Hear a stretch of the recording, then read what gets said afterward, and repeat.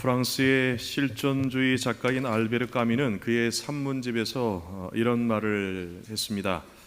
한겨울의 깊은 곳에서 나는 마침내 깨달았다. 내 안에는 결코 꺾이지 않는 무적의 여름이 있다는 것을. 그런 말을 합니다. 인생의 숱한 고난과 시련과 유혹 속에서도 우리 안에는 결코 꺾이지 않고 시들지 않는 생명력, 그런 소망이 자리하고 있다라는 그런 의미입니다. 계속되는 여름의 무더운 폭염 속에서도 우리는 그보다 더 뜨거운 하나님의 변하지 아니하는 그 사랑과 소망을 가지고 있습니다. 로마서 5장 5절에서는 소망이 우리를 부끄럽게 하지 아니함은 우리에게 주신 성령으로 말미암아 하나님의 사랑이 우리의 마음에 부음받음이니, 이렇게 말합니다. 우리 안에서 역사하시는 성령님으로 인해서 우리는 부끄럽지 않은 소망을 갖게 되고, 또 성령님께서 날마다 부어주시는 그 하나님의 뜨거운 사랑으로 어떤 어려운 상황 가운데도 결코 시들지 않고 쓰러지지 않고 꺾이지 아니하는 그런 축복과 능력 속에서 살 수 있다라는 것입니다. 그래서 오늘도 들려주시는 이 말씀을 통해서 성령님께서 부어주시는 사랑, 그 소망으로 인해서 날마다 새로운 삶을 살아가시는 우리 모든 신일의 성도님들 될 수 있기를 간절히 바랍니다. 먼저 1절과 2절 보니까, 그러므로 이제 그리스도 예수 안에 있는 자에게는 결코 정죄함이 없나니 이는 그리스도 예수 안에 있는 생명의 성령의 법이 죄와 사망의 법에서 너를 해방하였음이라 말합니다. 우리가 예수님을 믿고 구원받은 성도들임에도 불구하고 우리에게는 여전히 끝나지 아니하는 우리의 내면의 영적인 전쟁이 있다 그랬습니다. 하나님의 영광을 구하고 또 하나님께서 기뻐하시는 선을 행하고자 하는 그런 영적인 갈망이 우리 안에 있음에도 불구하고 그 소망을, 그 갈망을 내 힘이나 내 능력으로 결코 이루지 못하는 이 내면의 갈등, 그 약함이 있다라는 거죠.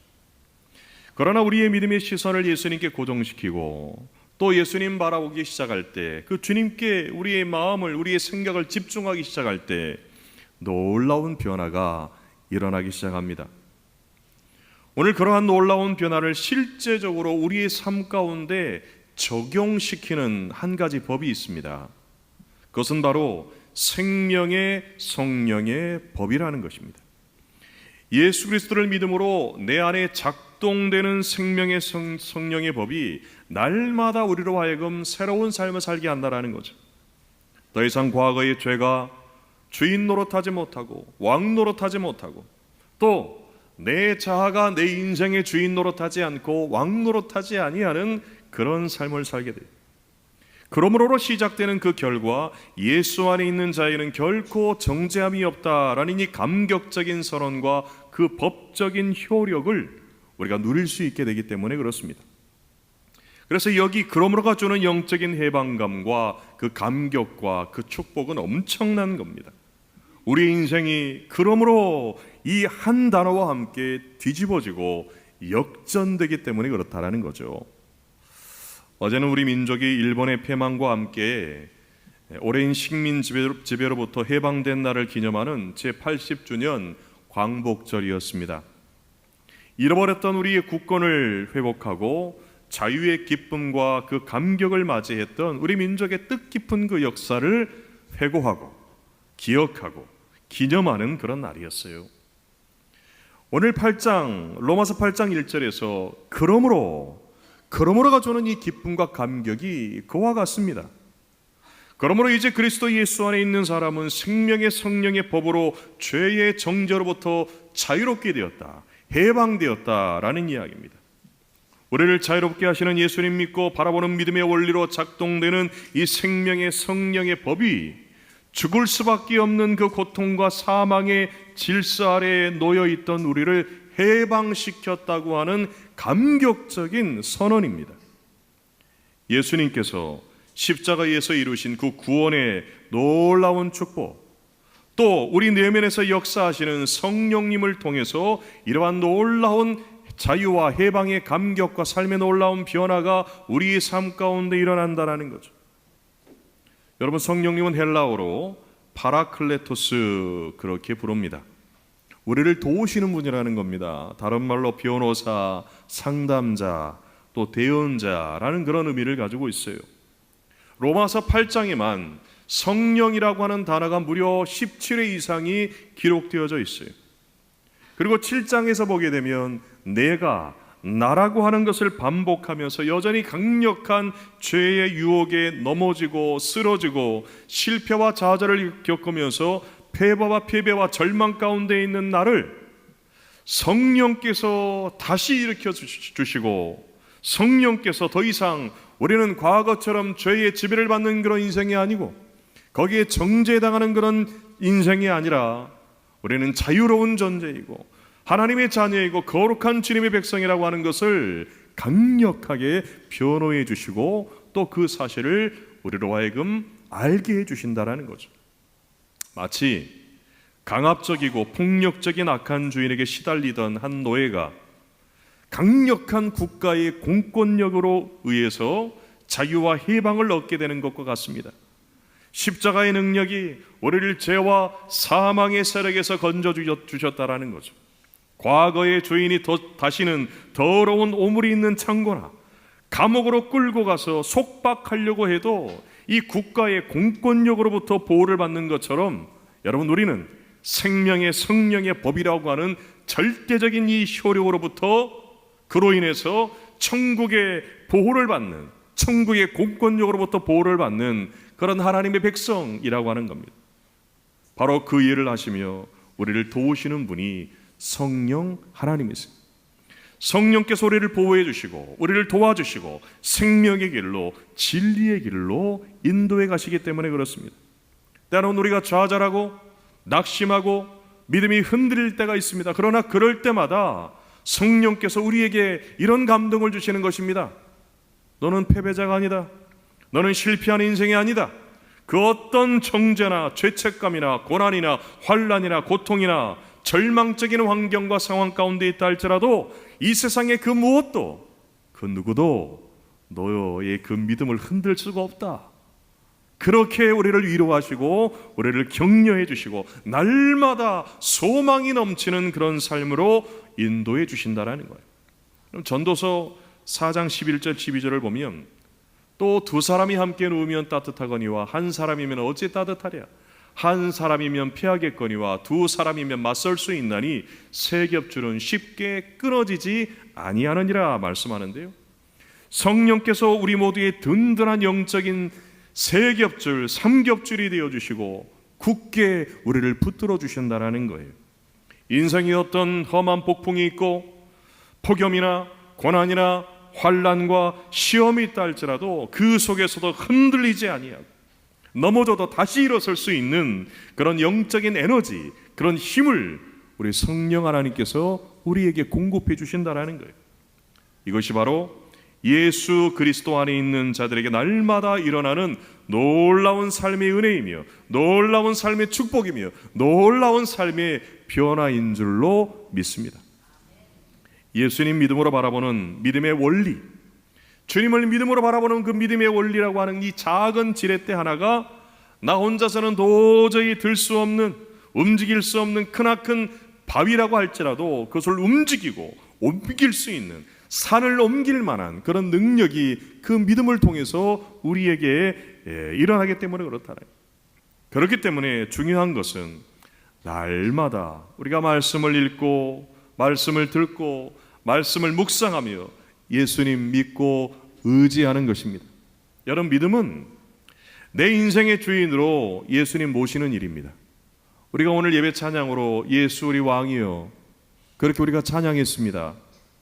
예수님을 내 인생의 왕으로, 내 인생의 주인으로 그렇게 모시어드리는 것이 여러분 믿음이라는 거죠. 그래서 믿음이 예수 안에 있는 자가 되게 하는 줄로 믿습니다.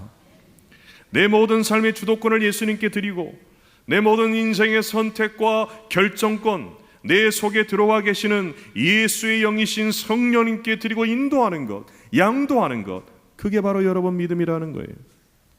고린도전서 3장 16절은 그래서 너희는 너희가 하나님의 성전인 것과 하나님의 성령이 너희 안에 계시는 것을 알지 못하느냐 말씀이에요. 우리가 하나님의 움직이는 성전이요 움직이는 거처가 되는 것은 우리 인생이라는 집 문패에다가 죄와 자아라는 그 옛 이름을 떼어버리고 예수 그리스도라는 그 새 이름을 여러분 거기다 새로 거는 거예요.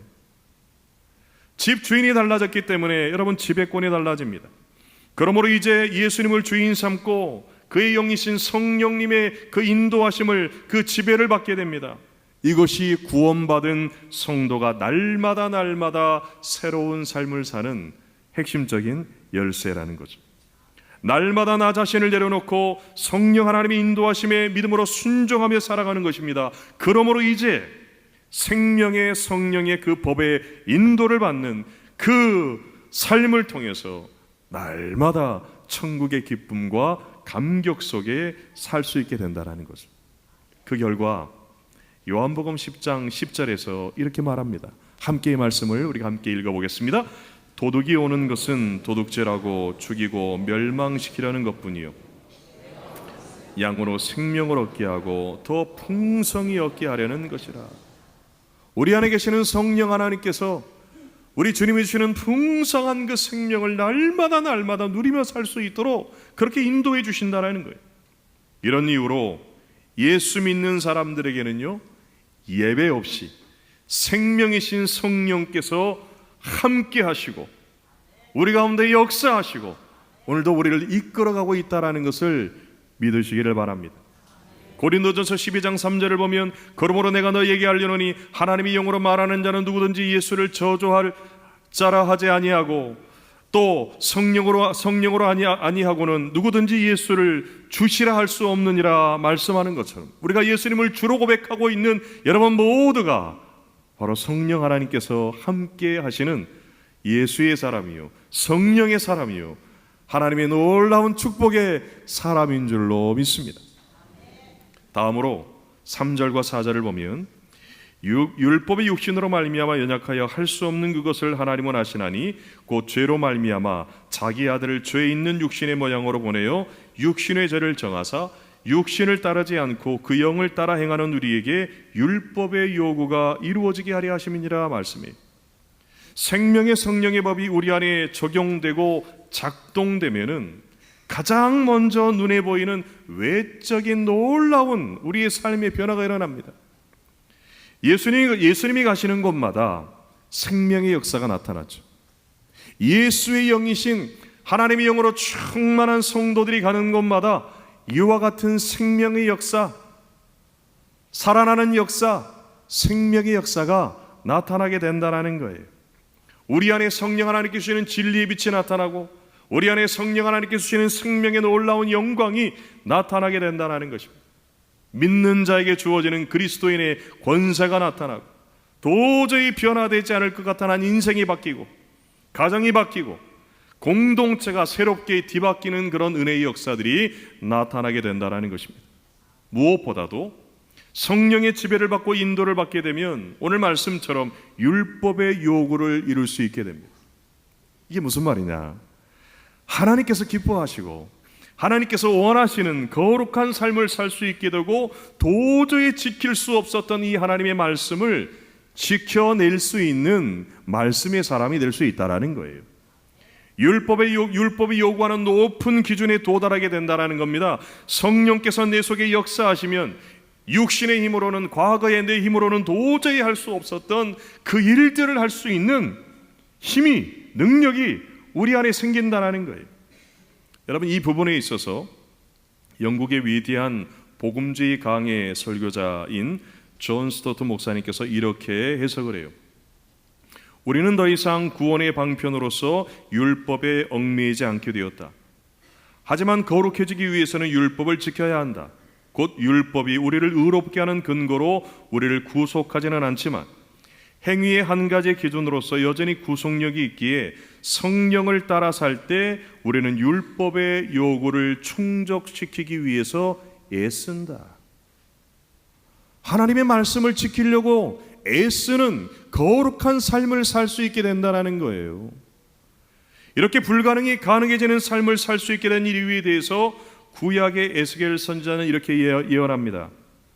또 새 영을 너희 속에 두고 새 마음을 너희에게 주되 너희 육신에서 굳은 마음을 제거하고 부드러운 마음을 줄 것이며 또 내 신을 너희 속에 두어 너희로 내 율례를 행하게 하리니 너희가 내 규례를 지켜 행할지라 말씀이. 여러분 그날이라는 어떤 날이냐? 예수님께서 우리 인생의 주인 되는 날입니다. 예수님께서 내 인생의 왕이 되시는 날입니다. 내 속에 성령 하나님께서 임하시는 날입니다. 성령께서 기름 부어주시고 충만하게 역사하시면 우리의 마음이 새롭게 변화된다는 것입니다. 수많은 제사를 드리고 많은 기도를 하고 금식을 하고 구제를 하고 봉사를 하고 수많은 종교적인 행위를 해도 결코 바뀌지 않았던 내 삶이, 결코 변화되지 않았던 내 삶이 율법의 요구를 성취할 수 있게 된다고 하는 그러한 예언이 에스겔 선지자의 예언이죠. 그러므로 이제 복음을 듣고 예수님을 믿음으로 성령께서 내 안에서 역사하시기 시작하면 우리의 마음이 새로워지고 우리의 생각이 새로워지고 여러분 말이 바뀝니다. 행동이 바뀝니다. 삶이 바뀐다는 거죠. 과거에는 육신의 욕망을 따라 악한 것만 생각하고 죽이고 파괴적인 그런 생각, 부정적인 것만 생각했던 우리 내면에 놀라운 변화가 일어나게 된다는 거예요. 여러분 사람이 무엇을 생각하고 어떤 마음을 품느냐에 따라서 그 삶의 질과 미래의 모습이 여러분 결정됩니다. 육신의 생각은 부정적이고 불행한 삶을 창조해내지만 성령을 따라 날마다 내면의 생각과 마음과 말과 행동의 변화가 일어나게 될 때 긍정적이고 밝은 미래의 삶이 그려지고 만들어지게 되는 거죠. 우리가 잘 아는 천재 화가들인 피카소와 반 고흐가 있죠. 이 두 사람 다 비슷한 재능을 가지고 아주 위대한 화가로 지금까지 불리고 있습니다. 그런데 피카소는 그가 당대에 행복한 삶을 산 반면에 반 고흐는 불행한 삶을 살다가 끝내 자살로 비극적인 죽음을 맞이했습니다. 여러분 이 두 사람의 차이가 어디에서 일어났을까요? 피카소는 날마다 행복한 생각을 합니다. 미래를 밝게 그립니다. 그런 인생을 그리면서 입만 열면 이렇게 얘기했어요. 나는 화가로 행복한 사람이 될 거야. 나는 미술사의 한 획을 긋는 위대한 화가가 될 거야. 반면에 반 고흐는 항상 외롭고 쓸쓸하고 불행한 생각으로 어두운 미래를 그렸어요. 그의 그림의 모티브는 대부분 가난과 병으로 고통을 받고 살다가 비참하게 죽는 그의 생각과 그의 마음에서 비롯된 거였습니다. 이 반 고흐도 입만 열면 이렇게 얘기했어요. 난 이렇게 비참하게 살다가 죽을 것 같다. 불행은, 고통은 내 삶을 절대 떠나지 않을 것 같다. 그런 말을 했다라는 거예요. 여러분 그런데 그렇게 생각하고 그렇게 마음을 품고 그런 말을 하면서 살고 싶은 사람이 누가 있겠습니까? 하지만 육신을 따라 살아가는 인생은 그 어두운 생각과 그 부정적인 그 사고에서, 그런 인생의 태도에서, 그 늪에서 벗어날 수 없다라는 거예요.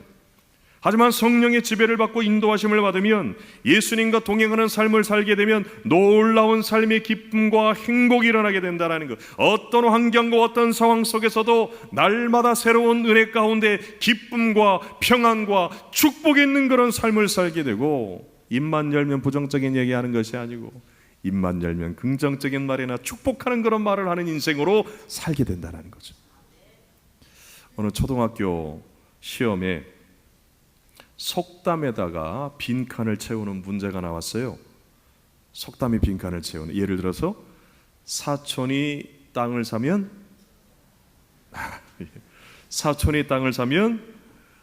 이 빈칸에다 이제 채우는 거죠. 그런데 그 질문에 한 학생이 이렇게 답을 썼습니다. 사촌이 땅을 사면 가본다. 실제 그렇게 썼대요. 남이 잘 되는 것을 시기하거나 질투할 때 흔하게 우리가 쓰는 속담이 사촌이 땅을 사면 배가 아프다. 다 하시면서 그런데 순수한 마음을 가진 이 초등학교 학생은 뭐라고 쓴 거예요? 사촌이 땅을 사면 가본다. 틀렸죠?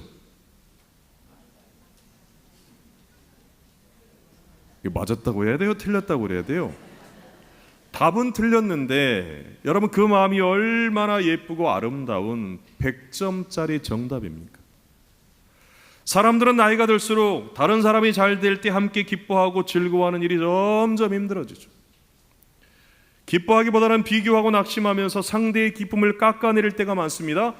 겉으로는 드러내지는 않아도 마음 한구석에는 시기심을 떨쳐내기가 쉽지가 않아요. 인간의 마음입니다. 한 남자가 깨달음을 얻기 위해서 100일간 동굴에 들어가서 수행을 했습니다. 99일째 되는 날 악마가 나타나서 이렇게 이 남자에게 귓가에 대고 속삭이며 유혹합니다. 야, 내가 강남에 있는 60평 아파트 그거 너 줄게. 아산해. 남자가 고개를 흔들고 그 유혹에 넘어가지 않았습니다.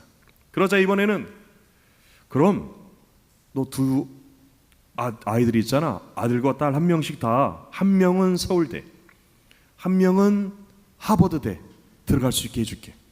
자, 내려가. 자, 끝내고 내려가. 그 유혹에도 이 남자가 흔들리지 않았어요. 그런데 이 악마가 마지막 한마디를 했습니다. 그런데 마지막 한마디를 들은 이 남자가 곧바로 짐을 싸가지고 하산했다라는 거예요. 그 한마디는 뭐였냐?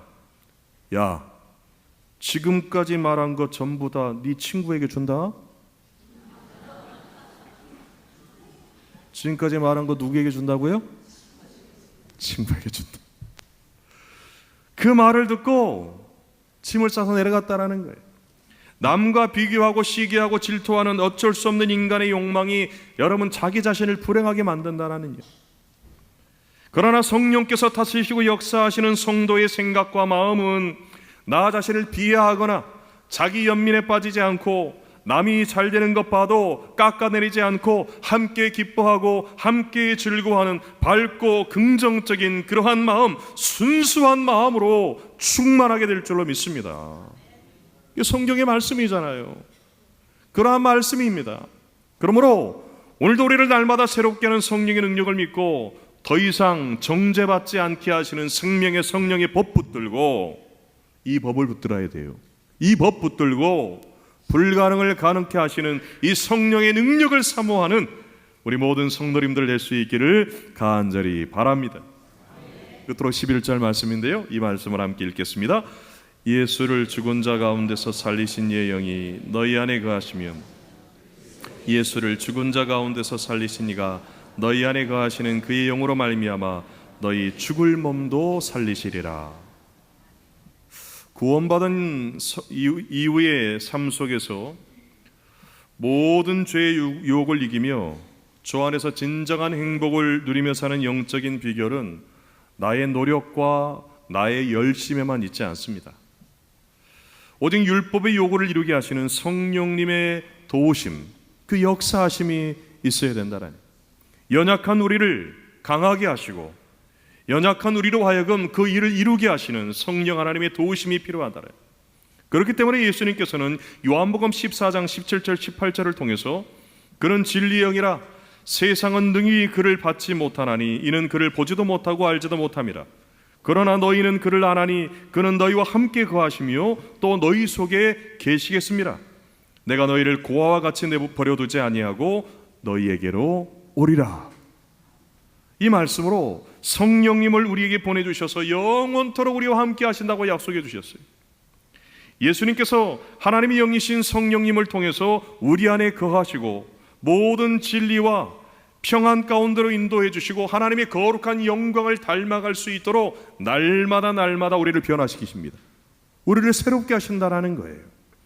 그렇기 때문에 우리는 그저 날마다 매 순간마다 우리 안에 거하시며 역사하시는 성령 하나님의 인도하심을 따르면서 모든 죄를 이기고 믿는 자들이 누리는 그러한 풍성한 생명의 복과 그 은혜를 날마다 경험해야 될 줄로 믿습니다. 그리고 그 구체적인 방법이 우리의 생각을 성령님의 생각에 맞추면서 세상의 염려나 근심이나 부정적이고 이기적이고 파괴적인 육신의 그 욕망에 끌려다니는 것이 아니라 하나님의 뜻이 담긴 말씀에 집중하는 거예요. 하나님의 말씀에 집중하는 겁니다. 하나님의 생각이 담겨있는 말씀을 우리의 생각과 우리의 마음에 가득 채우는 것입니다. 그러면 하나님의 말씀이 우리의 입술에서 나오죠. 우리의 삶을 통해 그 말씀이 이루어지게 되는 것입니다. 이렇게 성령님의 인도하심을 따라 살게 되면 내 삶이 주님 닮은 거룩한 모습으로 빚어지게 되고, 세월이 갈수록 겉사람은 낡아져도, 겉사람은 낡아져요. 그러나 속사람은 날마다 새로워지게 된다라니, 죽음도 두렵지 않은 부활의 능력 가운데 살게 된다라는 거죠.